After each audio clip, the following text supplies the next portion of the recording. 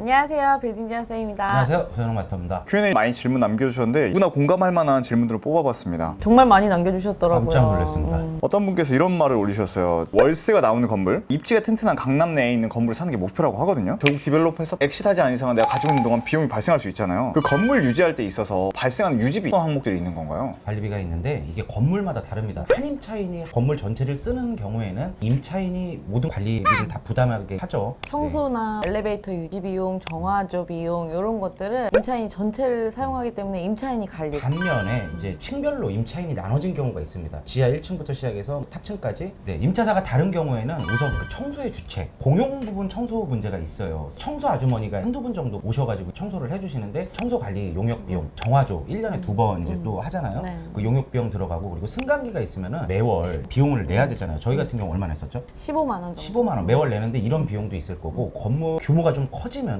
관리소장님이 또 계세요. 네. 관리소장님 인건 비용 그리고 그리고 소방 이런 비용들이 들어가는데 예를 들어 통틀어서 5,600만 원이 나온다. 그러면은 임차사별로 인분에 대해서 납부를 하는 거죠. 네. 각 층별로 면적에 따라서 관리비를 나누시는 건가요? 네, 맞아요. 세금은 또 어떤 게 발생하나요? 세금은 이제 재산세, 건물 규모가 커진다. 종부세. 얼마 이상 종부세죠? 80억 이상. 80억 공시지가 이상. 80억 이상이기 네. 때문에 보통의 꼬마 빌딩은 종부세는 발생하지 않고 있습니다. 저희 이번에 신사동 발생될까요? 공시지가 봐야겠네요. 아, 네.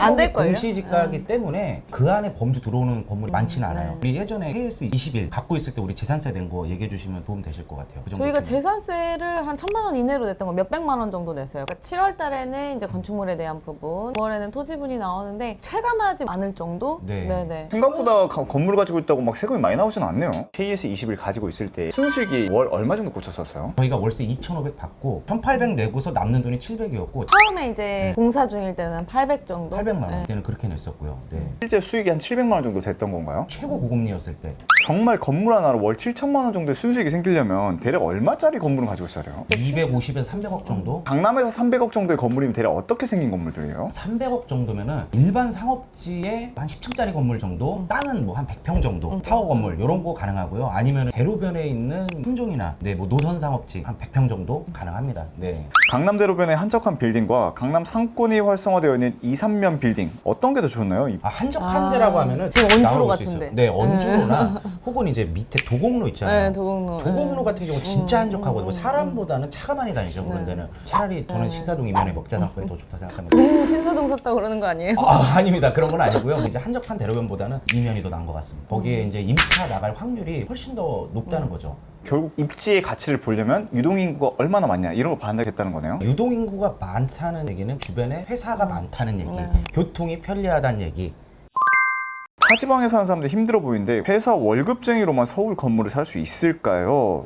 월부 촬영 갔다 왔는데 이제 거의 보시는 분들이 직장인 분들이 맞아요. 많으시잖아요. 건물 투자에 있어서 시기가 중요한 게 아니라 기간이 중요하다라고 말씀드렸거든요. 내가 목표를 잡고 매월 월급을 벌어서 우선 시드머니 모은 다음에 아파트에 먼저 투자하시고 3년 단위로 또는 4년 단위로 그렇게 한 번씩 갈아타셔서 결국적으로 건물을 목표로 삼으시는 게 좋으실 것 같다고 말씀드렸거든요. 제 주변에서 봤어요. 찐 사례로 예전 영상 보면은 잠원동 건물주님 나온 영상이 있는데 처음에 3천만 원 모아가지고 아파트 분양 받으셔가지고 분양받은 아파트가 값이 올랐어. 값이 올랐는데 정말 똑똑했던 게 오르자마자 트립다팡으로 갈아타셨어요. 그마저 또 올랐어. 값이 또 오르니까 이게 뿌리 자산이 돼가지고 네. 그다음 건물로 이제 사실 사례가 있는데 그분도 건물 사는 데까지 거의 뭐 15년 걸렸죠. 기간을 그쵸? 좀 네. 두시고 목표를 삼으시는 게 좋을 것 같습니다. 가능합니다. 네. 직장인 우리 영상 보면서 이거 막 지금 안 사면 죽을 것 같은데 그런 거 없어요. 10년 뒤에 해도 되고 5년 뒤에 해도 되고 뭐 15년 뒤에 해도 되고 실제로 고객들 중에서 직장인분들이 오신 경우도 있으세요? 있죠. 많아요. 네. 우리 한 번씩 투자의 경험 있으신 게 이제 아파트 투자를 많이 해보시고 맞아요. 오신 분들이세요. 네, 다 아파트로 기본적으로 되게 내공이 탄탄하세요. 현금으로 사실 1억 모으기도 힘든데 힘들어, 이제 못 10억 모아. 모으고 그럼요. 그런 거 진짜 힘들거든요. 어느 정도 종잣돈을 모은 다음에 아파트 네. 투자해서 여러 번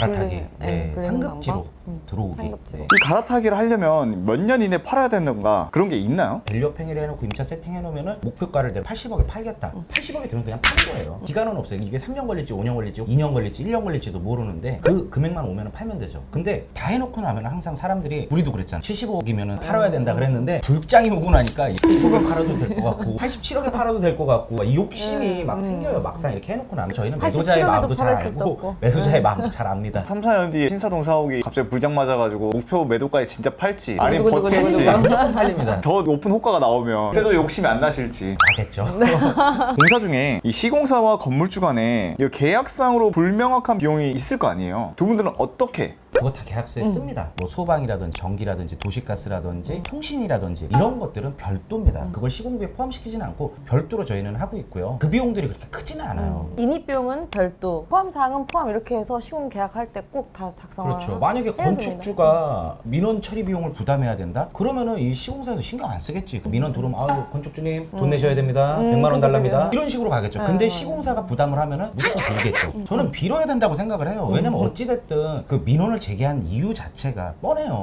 소음하고 먼지, 그다음에 도로 점용, 레미콘이라든지 뭔가 장비가 들어오면 도로를 막고 있거든요. 차는 지나가야 되고 난 저기 주차해야 되는데 그럴 때 이런 또 들어오고 보통 이 세 가지 경우 들어오는데 그때마다 그 현장에 계신 현장 소장님이 주변 분들한테 안내를 미리 하고 뭐 시끄러운 날이 있으면 미리 음료수라도 좀 사다 드리고 그렇게 해야죠. 계약서 쓸 때 놓치는 부분들이 있을 거란 말이에요. 꼭 어떤 항목들이 들어가야 된다. 제일 중요하게 쓰는 게 특약사항에 건축주가 요청한 설계 변경을 제외하고서는 금액 추가는 없다. 이거는 꼭 넣으셔야 돼요. 왜냐면 하다 보면은 처음에 싸게 입찰 들어와가지고 공사 막 진행하다가 나중에 금액 올리는 업체들이 있어요. 당초 그렇게 신뢰를 하지 않습니다. 나중에 다 늘어나니까. 이것도 다 경험에서 나온 건데 네. 그거를 반드시 넣으셔야 돼요. 나중에 추가 금액이 없어야 됩니다. 근데 그 전쟁 났을 때처럼 어쩔 수 없이 진짜 오를 때는 그 협의를 인정을 하셔야 또 협의해서 해야죠. 인정을 해줘야죠. 네. 해야 되는데 그런 거 제외하고서는 의도적으로 싸게 들어와서 나중에 늘리는 경우인데 이거 좀 조심하셔야 됩니다. 그래서 추가 비용은 없다. 그리고 방금 말씀하신 대로 민원에 관련된 거는 시공사에서 다 해결을 한다. 반드시 넣어줘야 됩니다. 오늘 저희의 답변이 도움이 되셨기를 바라면서 예서 뵙겠습니다. 감사합니다. 감사합니다.